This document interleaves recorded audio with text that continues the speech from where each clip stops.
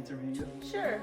Okay, so how do you feel working with this group here in Merigar East? I feel great. It's almost like a new family, and everyone here is very motivated and hardworking, but also we have very much fun together. And here is beautiful.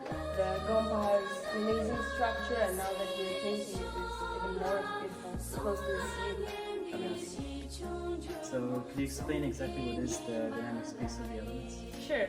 It's a non-profit cultural association, and one of its main goals is to get young people to get close to the community through art and many different projects.